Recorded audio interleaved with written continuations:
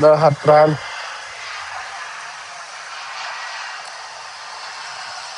người dân thôi người đi giọt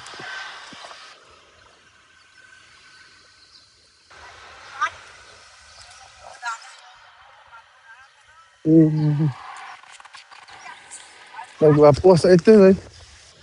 Yung ano na của Apu.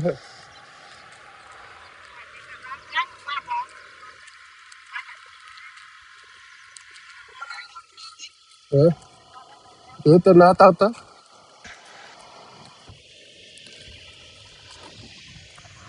Na tao ta yung thoát YouTube.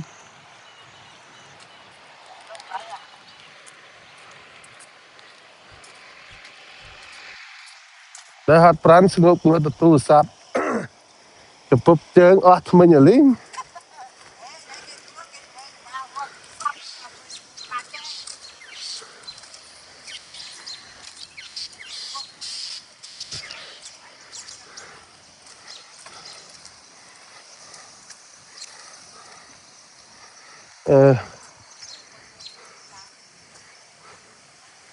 The flow is art.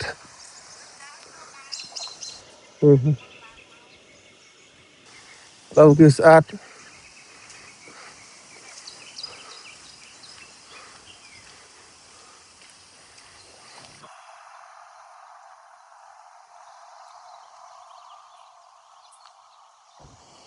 Thoát ở group bay nè tí. Facebook á, việc thoát ở group bay nè tí.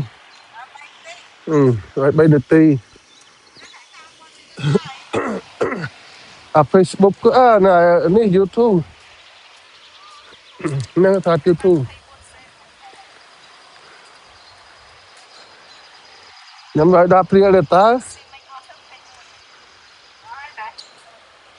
Đạp riêng là Facebook ở đạp riêng.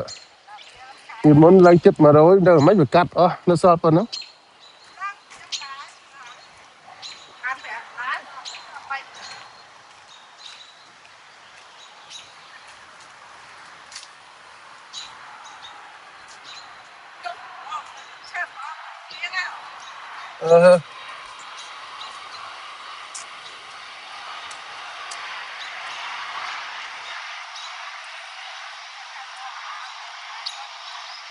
Đã hạt pran.